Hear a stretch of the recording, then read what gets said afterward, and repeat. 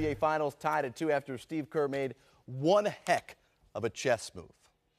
He did, and you know, the backstory of how Nick Urin is his name, yep. Jared, the special assistant to Steve Kerr, Van Scout, was looking at film, Jared, and saw that Greg Popovich made the move to go with Boris Diaw versus Thiago Splitter to go small, and we knew the Golden State Warriors were going small. I thought they probably started David Lee, but they started Iguodala, and they paid big dividends. Brilliant move by Steve Kerr to listen to the guys around him. Well, Iguodala getting his first start of the season at any capacity and becomes just the fourth guy in really 45 years to not have started a game and then start in the NBA Finals. And he did it on both ends for the Warriors. I like that you brought that up, Jared. Both ends, because his primary goal is to guard LeBron James. From game one, which you guard him 42% of the possessions LeBron had, to game four at about 63 possessions, still able to score the basketball, and you see the plus-minus for him. Plus 32 on the floor, minus 10 off. And if this didn't work, we'd have been like, Steve Kerr, awful move. So since it worked, brilliant move by Steve Kerr. Are we now ready to put Andre Iguodala in this conversation with the Kawhi Leonards, maybe the Jimmy Butlers to a certain extent, of guys who really not excel at defending LeBron, but can do that in a one-on-one capacity? Well, I think, you know, he's done a nice job of being able to just stop him, no. Being able to contain him, make him work, also have LeBron thinking about him, a guy fast enough, maybe not strong enough, but one of those guys that kind of match up with him physically, and then also the speed to maybe stay with him and contest a lot of his shots and without fouling him a lot.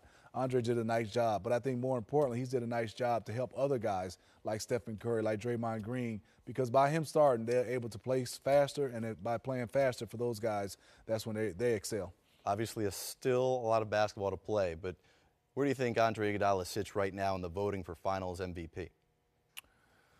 You know, I think he's up there. I think it's still too early. I think it still comes down to, you know, that it's Stephen Curry's to lose if they so be it to win the championship, and I think on the other side is LeBron's. They just got to wait to see if they can win this championship. But I think Iguodala has been the most consistent Golden State Warrior up until this point through 4 games. Okay, so now the ball is firmly in the court of David Blatt to make a counter move, if he makes a move at all.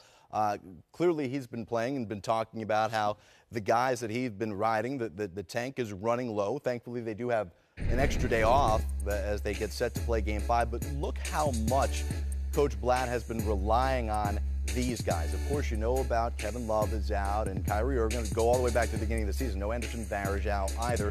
Look how much basketball these guys have had to play, and LeBron's talked about how much more physical and the intensity level gets raised. So the question is, obviously you include J.R. Smith and James Jones, who are regular rotation guys, but what's next? What can David Blatt turn to in terms of guys to maybe lessen the load?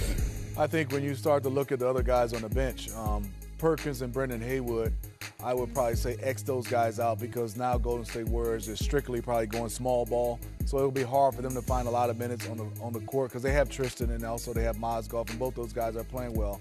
So it's going to come down to me between Sean Marion and Mike Miller. And Mike Miller, oh, by the way, you see he's 25 for 48 in the finals. And we remember when we went 7 for 8 against OKC in that closeout game. Didn't play particularly well in the first 4 games. Well, didn't play a lot of minutes, only 8 points, no 3-point shots. But that closeout game, 7 for 8, 23 points in 23 minutes. I think he's that guy. And obviously obviously Sean Marion is a guy who has a lot of experience and a guy who's played in the finals, played well. Maybe you go to him, and hopefully he's able to come, because he's had a lot of banged up neck and neck injuries throughout the regular season and the playoffs. I mean, is that really going to make a difference at this point? Could one of those guys spark the team on either end of the court? Well, I thought Mike Miller came in and made some hustle plays the other day, and then also just having him on the court, you have to guard him because of the threat of him making shots. But to rely on those guys to just get you over the hump and play a lot of minutes, you're hoping one of those guys can make a lot of shots like a Mike Miller. But I think it still comes down to the guys that are playing, because they don't have a lot of guys to go to for Coach Blatt. J.R. Smith on that list, Jared, that we showed, was the only guy that his minutes had decreased as far as usage. He's the one guy, I think, that J.R. has to have one of those games like he had against the Atlanta Hawks. As we know, he can light up and make shots.